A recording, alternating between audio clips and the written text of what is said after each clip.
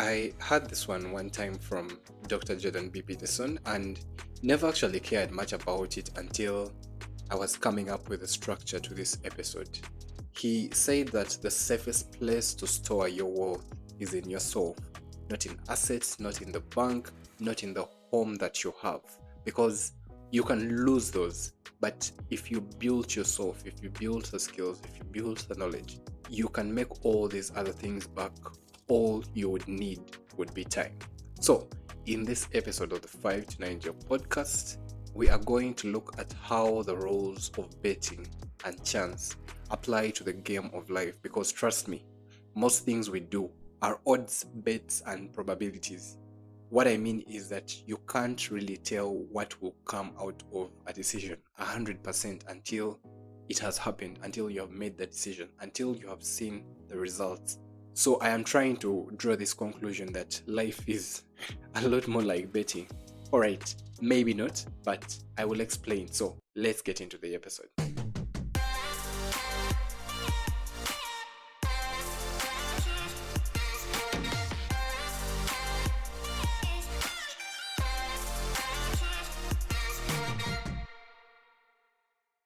Hello, everyone, and welcome back to your 5 to 9 Job, your space to grow and build the kind of life that you want outside of your 9 to 5.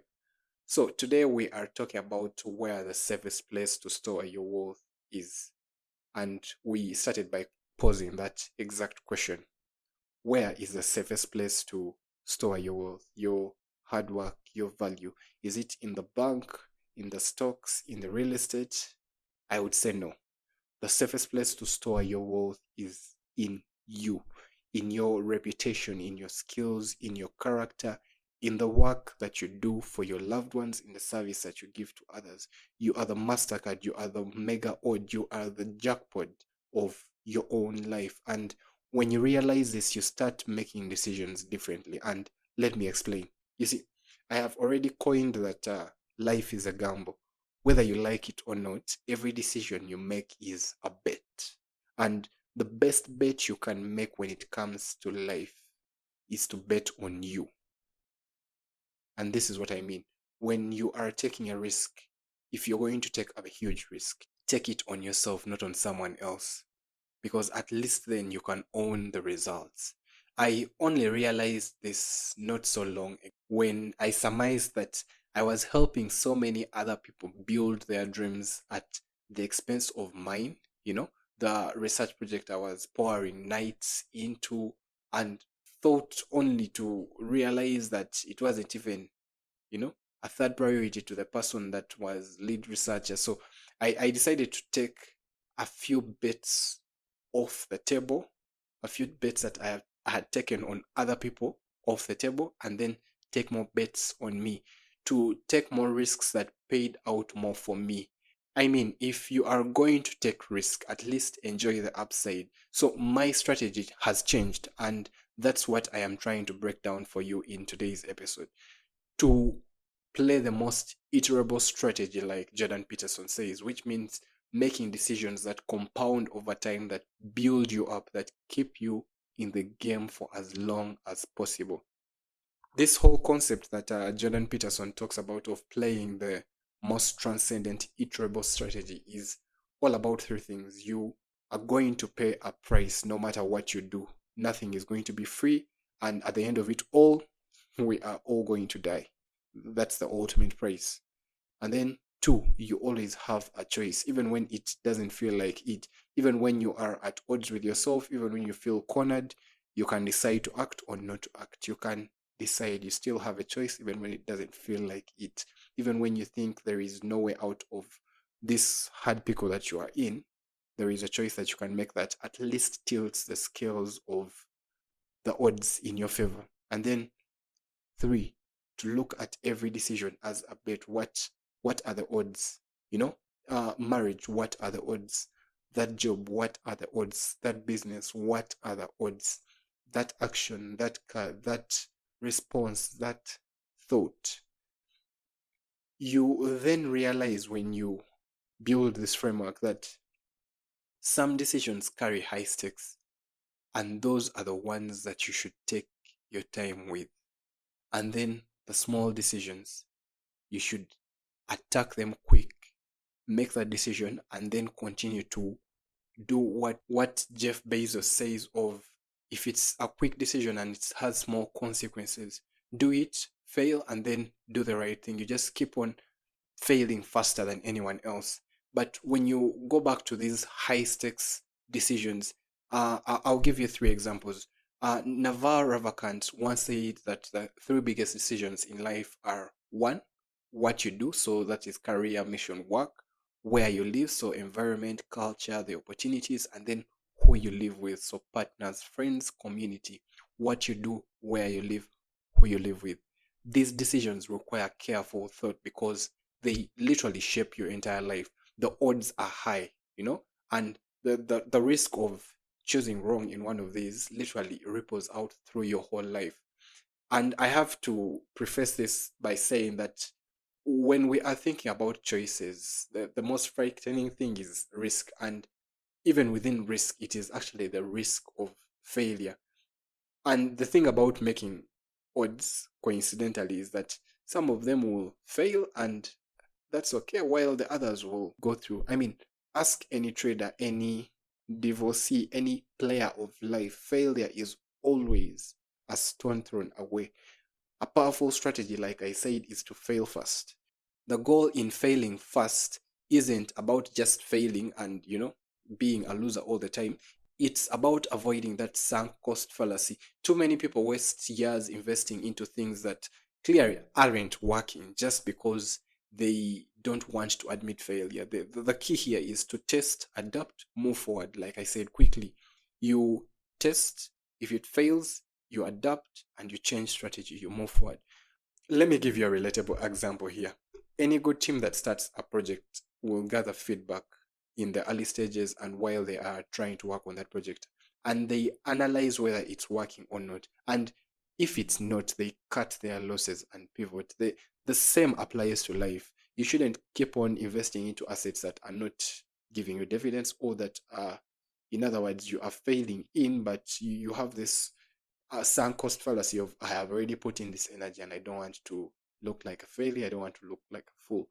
And I want us to be careful here. Failing fast doesn't mean failing recklessly. It means failing intelligently. You test, adapt, and then move forward. And the other thing here is, not all failures are the same. Some failures are learning opportunities, others are just bad decisions. And you should accept that there is a distinction between them. There are going to be failures where you will say, okay, you know what, I can learn something from this. And then there are going to be failures that it was just a bad decision, it was a deal gone wrong, and you need to accept and say, you know what, there is no way I can sugarcoat this. This was a bad decision, and I mean, it's good that I have now found out, and then you adapt and change.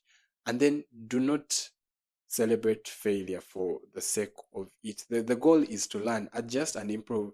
Do not celebrate failure in the way that every time you fail, you say, "But it's a step in the right direction," and what.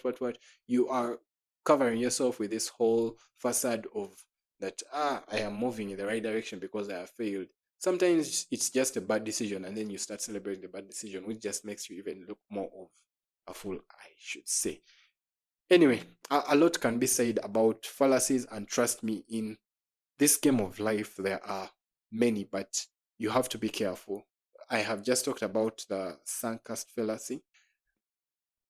Our minds play tricks on us, and there are so many cognitive biases that keep people stuck, apart from the sunk cost fallacy that we have already talked about. So for example, there is the gambler's bias, whereby someone is like, I have lost so much already, my luck has to change soon. They have this optimistic look at life even when they make bad decisions, that, sooner or later, let me just keep putting. It's close to the sunk cost fallacy, but it's different. This one is more of a naive kind of optimism. And then there is confirmation bias. These guys that only want to act according to what they already believe. This whole thing of, I only listen to information that confirms what I already believe or what I've already said. They only associate with people who have the same beliefs. So in other words, they don't invite external criticism. They don't invite external knowledge. They don't learn. That's also another bias. And if you're making your decisions based on half knowledge, the guys that are taking in all the variables are going to beat you. And then the other one is this bandwagon effect, which follows this confirmation bias that everyone else is doing it, so it must be right. I mean, not everyone that is going into the AI race right now is right. Some of them have sunk billions into these startups and they have lost them. And then another one is also overconfidence bias. I know what I am doing, even if I have no evidence to back it, I will be successful. We all know politicians that talk like that. That is also confirmation bias. That is taking too much of a risk on yourself without having the ground to stand on. What are you going to stand on and say that this is what I am basing on to make this kind of risk? Because at the end of it all, yes, you are going to be the best safe or the safest asset to place your wealth into. But if you are being attacked by these small fallacies, then you are jeopardizing your whole game. You are jeopardizing your whole life. And why I'm talking about this is so that we can be more aware of them and hopefully avoid them in this game of life. Recognizing these traps can save you years of regret that at the end of the day, you are going to dominate your own gambling table, your own life. Have you realized that no one but the one operating the gambling table wins more than he does? Okay, I got this from reading The Richest Man in Babylon when Akkad was talking about luck with his other guys in the Temple of Knowledge. And what they explained was that when you go to the gambling table, the only one that is assured of making money is the owner of the table. Why? When you roll a dice, you are betting on a number. Let me say the dice has 6 sides, you're betting that one will come on top. Your chance of that happening is 1 in 6. The gambler or the owner of the table, his chance of that happening is 5 out of 6.